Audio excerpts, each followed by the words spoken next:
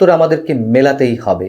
এই বাংলাদেশে যা কিছু ঘটছে এই মুহূর্তে, তার অনেক প্রশ্নের উত্তর আমাদেরকে বের করতেই হবে। যারা বলছেন যে বাংলাদেশকে সত্যি সত্যি জঙ্গি রাষ্ট্রে পরিণত হয়েছে কিনা বা হচ্ছে কিনা, সেটা অবশ্যই আরেকটু ভাবা দরকার। কিন্তু যারা বলছেন বাংলাদেশ মৌলবাদী রাষ্ট্র হয়ে গেছে এরই মধ্যে, তাদের কথাটাই আমরা কিভাবে অ্যাভয়েড করব? যা কিছু দৃশ্যমান, যা কিছু দৃষ্টান্ত হিসেবে সরকারের পক্ষ থেকে আমাদের সামনে উপস্থাপন করা হচ্ছে, আমরা কি এই প্রশ্নটি একেবারে অস্বীকার করতে পারি? এই ভূখণ্ড থেকে, এই বাংলাদেশ থেকে প্রথিতযশা সব ব্যক্তির নাম, বিজ্ঞানীদের নাম, দার্শনিক, কবি, সাহিত্যিক, তাদের নাম পরিবর্তন করে সব বিতর্কিত নাম দেওয়া হবে বিভিন্ন স্থাপনায়। এর মধ্য দিয়েই তো আমরা অনেক প্রশ্ন উত্তর মেলাতে পারি। বুধবার যে ঘটনাটি ঘটেছে শুধু সেটুকু উল্লেখ করলে, আর এর আগে আরও দু একটি জায়গায় যা ঘটেছে ছোট্ট করে যদি বলি, আমরা অনেক প্রশ্ন উত্তর পাব। কুষ্টিয়া ইসলামী বিশ্ববিদ্যালয়ের একটি প্রজ্ঞাপনে যা জানা যাচ্ছে তা হচ্ছে শেখ হাসিনা ও তার পরিবারের সদস্যদের নামে থাকা বিভিন্ন স্থাপনার নাম পরিবর্তন করা হয়েছে এবং এটি বিশ্ববিদ্যালয়ের 267তম সভার সিদ্ধান্ত অনুযায়ী করা হয়েছে। বিশ্ববিদ্যালয়ের ভারপ্রাপ্ত রেজিস্ট্রারের নামে একটি প্রজ্ঞাপন জারি করা হয়েছে। সেই প্রজ্ঞাপনে যা জানা যাচ্ছে, এই বিশ্ববিদ্যালয়ের শেখ হাসিনা নামে যে হলটি ছিল তার নাম পরিবর্তন করে রাখা হয়েছে জুলাই 36। কোনো আপত্তি নেই, রাখা যেতেই পারে। শেখ রাসেলের নাম পরিবর্তন করে রাখা হয়েছে শহীদ আনাস হল, তাও হতে পারে। ওয়াজেদ মিয়া বিজ্ঞান ভবনের নাম পরিবর্তন করে রাখা হয়েছে ইবনে সিনা বিজ্ঞান ভবন, তাও ভালো কথা, মেনে নিলাম। কিন্তু বঙ্গবন্ধু শেখ মুজিবুর রহমানের নামের স্থানে যে নামটি স্থাপন করা হয়েছে বা যেই নামকরণ করা হয়েছে, সেটি কি আমরা কোনোভাবে মেনে নিতে পারি? বঙ্গবন্ধু শেখ মুজিবুর রহমান হলের নাম পরিবর্তন করে রাখা হয়েছে শাহ আজিজুর রহমান হল। কি দুঃসাহস আমাদের, কি বিকৃত মানসিকতা আমাদের! শাহ আজিজুর রহমান কে ছিলেন? তিনি তো 71-এ মালেক মন্ত্রিসভার সদস্য ছিলেন, রাজস্ব মন্ত্রী ছিলেন এবং পাকিস্তান সরকার কর্তৃক জাতিসংঘ প্রেরিত যেই সদস্যরা ছিলেন তার অন্যতম সদস্য ছিলেন শাহ আজিজুর রহমান, এবং তিনি জাতিসংঘে উচ্চকণ্ঠে উচ্চারণ করেছিলেন যে পাকিস্তান সেনাবাহিনী অপারেশন সার্চ লাইটের মাধ্যমে বাংলাদেশে গণহত্যা চালাচ্ছে না। অর্থাৎ অপারেশন সার্চ লাইট নামে যে গণহত্যা শুরু হয় 25শে মার্চ রাত থেকে, তা তিনি পুরোপুরি অস্বীকার করেন এবং প্রোপাগান্ডা চালাতে থাকেন। সেই শাহ আজিজের নামে কুষ্টিয়া ইসলামী বিশ্ববিদ্যালয়ের নাম, একটা ভবনের নাম রাখা হয়েছে, তাও আবার বঙ্গবন্ধু শেখ মুজিবুর রহমানের নামের স্থানে। শাহ আজিজের নাম বাদ দিলাম মানে তর্কের খাতিরে আমি ধরে নিচ্ছি যে তিনি তো এদেশের প্রধানমন্ত্রী হয়েছিলেন জিয়ার শাসন আমলে, হয়েছিলেন তো। মতিউর রহমান নিজামী, আলী হাসান মোহাম্মদ মুজাহিদ এদেশের মন্ত্রী হয়েছিলেন, মেনে নিতে হচ্ছে আমাদের।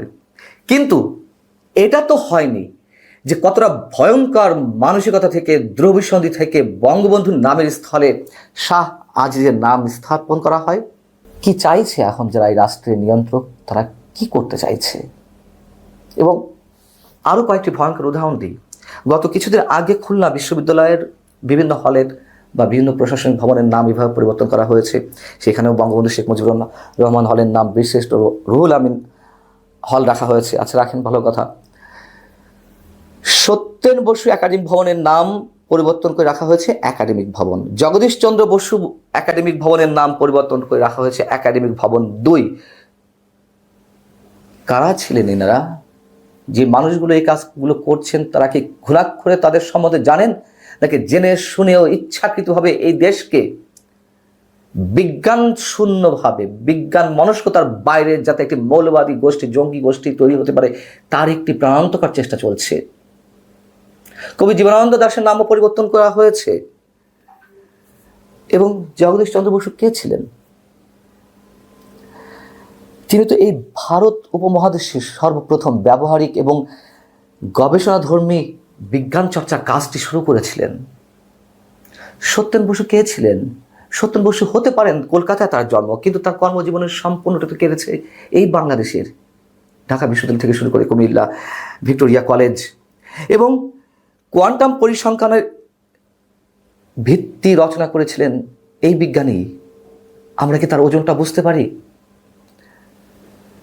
তিনি এ সংক্রান্ত যে প্রবন্ধটি লিখেছিলেন, যখন তিনি নিজের প্রচেষ্টায় এটি আন্তর্জাতিক কোনো সাময়িকী কিন্তু প্রকাশ করতে পারছিলেন না, তখন সেটি সরাসরি পাঠিয়ে দেন মহাবিজ্ঞানী আইনস্টাইনের কাছে, আলবার্ট আইনস্টাইনের কাছে।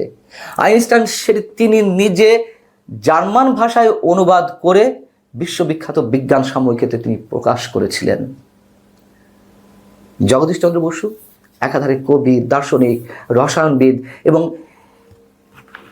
বেঙ্গল কেমিক্যালের প্রতিষ্ঠাতা ছিলেন,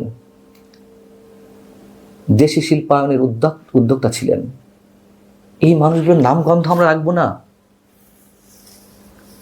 নাকি শুধুমাত্র হিন্দু ধর্মের বিধায় আমরা প্রচণ্ড মৌলবাদী মানসিকতা থেকে এই নামগুলো আমাদের মানসিকতা থেকে সম্পূর্ণভাবে মুছে দিতে চাইছি?